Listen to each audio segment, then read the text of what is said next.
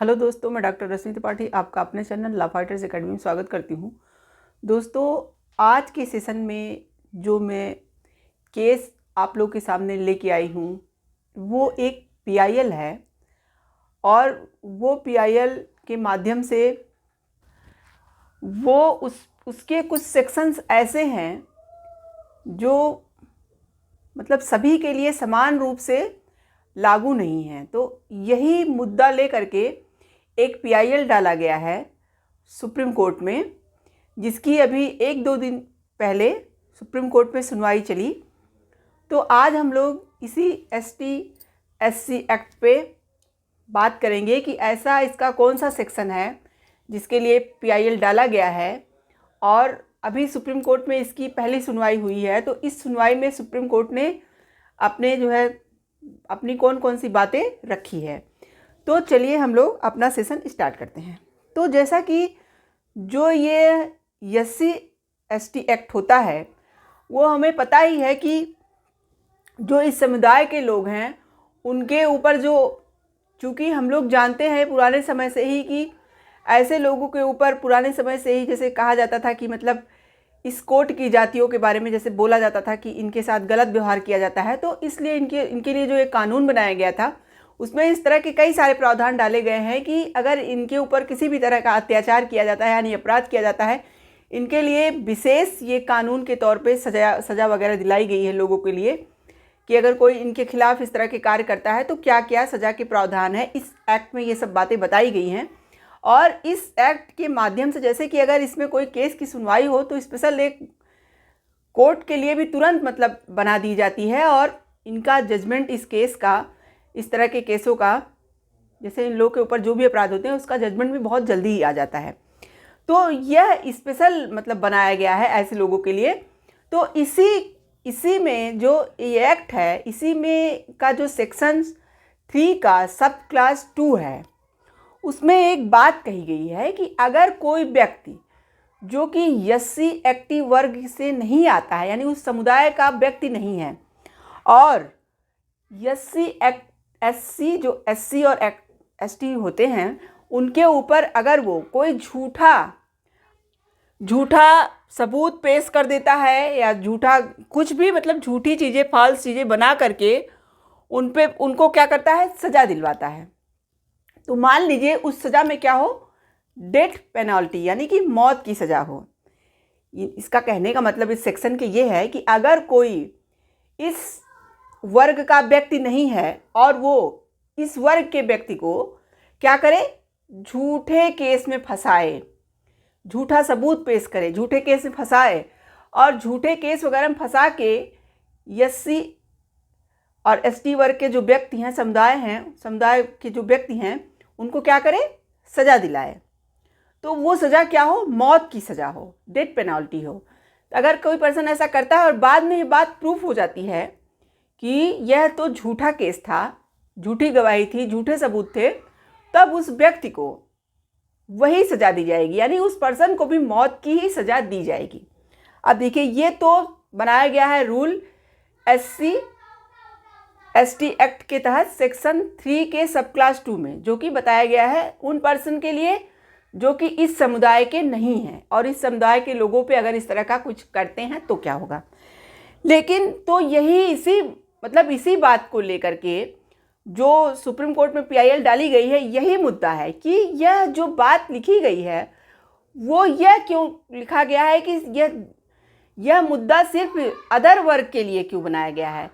अगर ये जो डेथ पेनल्टी वाला बात है झूठे सबूत में या झूठे केस में, तो वहाँ पे हर पर्सन के ऊपर लागू होनी चाहिए, चाहे वो SC/ST वर्ग का हो, चाहे SC/ST वर्ग से कोई अलग व्यक्ति हो।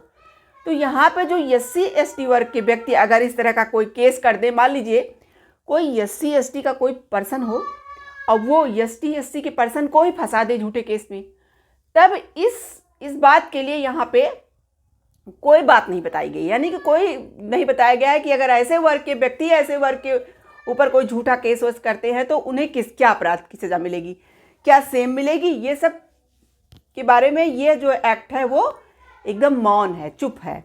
तो इसी मुद्दे को उठा करके जो पीआईएल डाली गई है तो उस पीआईएल में यह बात कही गई है कि ऐसा क्यों जो है हमारे देश में क्यों अलग अलग, मतलब इसके तहत जो हमारा SC/ST एक्ट है, इसके तहत ये क्यों कहा गया है, जब कोई गलत काम के लिए किसी को सज़ा दी जा रही है तो सेम वर्क को क्यों ये सज़ा नहीं दी जा रही, क्यों इस SC/ST एक्ट के तहत जो है इन पर्सन को नहीं दी जा रही है।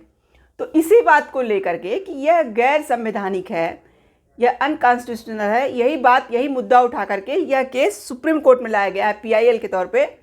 तो देखिए यहाँ पे सुप्रीम कोर्ट ने इस बात को सही माना और उन्होंने कहा कि ये मतलब पीआईएल को स्वीकार कर लिया। देखिए अगर सुप्रीम कोर्ट को ये लगता है कि पीआईएल में सचमुच पीआईएल करने लायक कुछ है, तभी वो पीआईएल को एक्सेप्ट करती है, नहीं तो खारिज कर देती है। अभी आपको बताएं कि 1-2 दिन पहले, क्या अभी कुछ कल ही की शायद घटना है, एक और पीआईएल ऐसे ही आया था। तो वो जो पीआईएल था उसमें क्या किया कि DY चंद्रचूड़ जो हमारे जस्टिस हैं, तो उन्होंने उस पीआईएल को खारिज कर दिया और वकील साहब को बहुत डांटा और उनके ऊपर 5 लाख का जुर्माना भी लगा दिया था। तो जब पीआईएल में जब सुप्रीम कोर्ट को ये लगता है कि सच में यह लोकहित में है, जो पीआईएल डाली गई है वो लोकहित है, लोकहित में सचमुच है, ऐसे ही नहीं उटपटांग पीआईएल डाल दी गई है, तो इस पीआईएल में सुप्रीम कोर्ट को ऐसा लगा कि हाँ ये बात जो रखी जा रही है वो सही है। क्यों जो है अदर वर्ग के लिए तो अब इस अपराध की सज़ा बताई गई है और सेम वर्ग के लिए नहीं बताई गई है। तो सुप्रीम कोर्ट ने इस पीआईएल को स्वीकार कर लिया है और इसकी सुनवाई भी अभी हुई है 1-2 दिन पहले। उसमें सुप्रीम कोर्ट ने अटॉर्नी जनरल से क्वेश्चन भी पूछा इस पीआईएल को स्वीकार करने के बाद कि ऐसा क्यों किया जा रहा है। उनका ये कहना था कि क्लासिफिकेशन का क्या आधार रखा गया है, यानी कि जो अदर वर्ग के पर्सन हैं अगर वो झूठे केसों में फंसाते हैं SC/ST एक्ट के पर्सन को, तब तो वहाँ सज़ा है और वो भी डेथ पेनल्टी है। और जो इसी वर्ग के, जो मान लीजिए SC/ST वर्ग के ही कोई पर्सन अगर झूठा सबूत और झूठी गवाही वगैरह से पर्सन को फंसाते हैं, तो उनके लिए क्यों नहीं यहाँ पे कोई नियम कानून बनाया गया है। तो यह बात सच में मुद्दे की है। और उसके साथ यहाँ एक बात और उठाई गई थी कि मौत की सज़ा को ही क्यों मतलब बताया गया, आवश्यक समझा गया। यहाँ सिर्फ क्योंकि वहाँ मैंडेटरी कर दिया गया है मौत की सज़ा को, ऐसे पर्सन को जो झूठी गवाही में उस पर्सन को फंसा दे, SC/ST वर्ग को, उसके सदस्य को फंसा दे और उसके तौर पे क्या किया जाए, उस पर्सन को मौत की सज़ा मिले, तो इसको भी मौत की सज़ा मिलेगी जिसने झूठे केस में फंसवाया था। तो वही यहाँ पे कहा गया है कि जो मौत की सज़ा है उसको मैंडेटरी क्यों किया गया है। मान लीजिए उसको आजीवन कारावास भी दिया जा सकता है। यह बात भी सुप्रीम कोर्ट ने अटॉर्नी जनरल से पूछा कि भाई इस तरह की बातें क्यों रखी गई हैं। जैसे कि मान लीजिए कि कुछ केस ऐसा हो कि ज़रूरी नहीं हो कि वहाँ पे मौत की ही सज़ा ज़रूरी हो, वो कारावास में भी चेंज की जा सकती है। तो उन्होंने कहा कि इसको मतलब संशोधित किया जाए और ये जो डेथ पेनल्टी है, मौत की सज़ा है, उसको कारावास में भी तो चेंज कर दिया जा सकता है। अभी हाल में जो सुनवाई हुई है उसमें तो अभी यही 1-2 मुद्दे रखे गए हैं। अभी इसकी आगे सुनवाई होना इस पीआईएल में बाकी है। अभी सुप्रीम कोर्ट में ये चल ही रहा है, केस पेंडिंग में ही है, मतलब पूरी तरह से इसका जजमेंट नहीं आया है। लेकिन हाँ, सुप्रीम कोर्ट को ये पीआईएल समझ में आया और उन्होंने इस मुद्दे पे बात करना अटॉर्नी जनरल से शुरू कर दिया है। और जो केस है, मैं आपको केस का भी नाम बता दूं। केस का नाम था Rishi Malhotra versus union of India ministry of law justice secretary.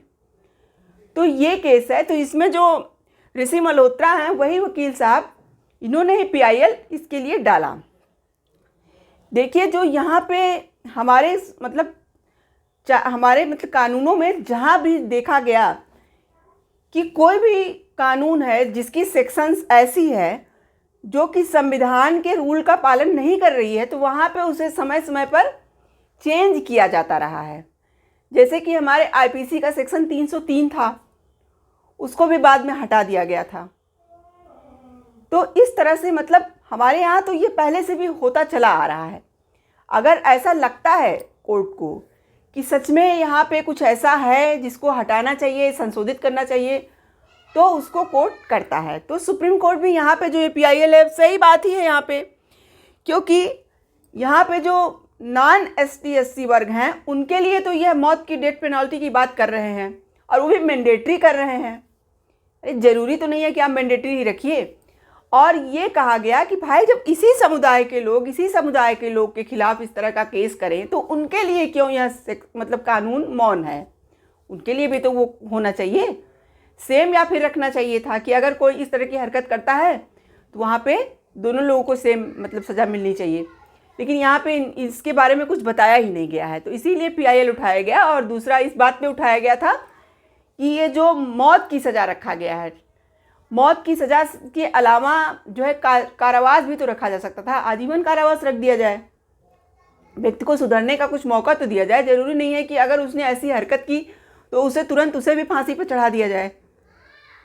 तो इस तरह से मतलब ये जो PIL डाला गया है वो अच्छा ही PIL है सबके लिए। देखिए हमारा आर्टिकल 21 कहता है कि देखिए जो ये आर्टिकल 21 हमेशा कहता है कि सबको अच्छे से जीने का अधिकार है, और उसके साथ ही साथ हमारा आर्टिकल 40 भी कॉन्स्टिट्यूशन का बोलता है कि समानता का अधिकार है।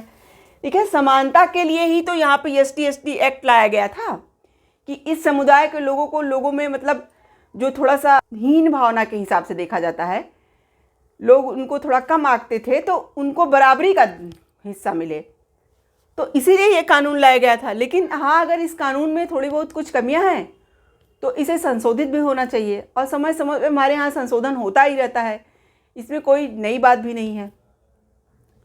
तो देखते हैं कि सुप्रीम कोर्ट अपनी अगली सुनवाई में इसके लिए क्या कहते हैं, इस कानून के लिए और कौन कौन सी बातें पूछते हैं या रखते हैं अपनी बातें। तो हम लोग जो नेक्स्ट हियरिंग होगी उसमें ये सब अच्छी तरीके से जानेंगे। तो आशा करते हैं कि आज का जो ये PIL का केस था आपको समझ में आ गया होगा। आप मेरे चैनल को लाइक कीजिए, सब्सक्राइब कीजिए, शेयर कीजिए और बेल आइकन को दबाइए, जिससे ऐसे ही नए नए केसेस में आपको अवगत कराती रहूँ। तो आज के लिए बस इतना ही। Thank you very much.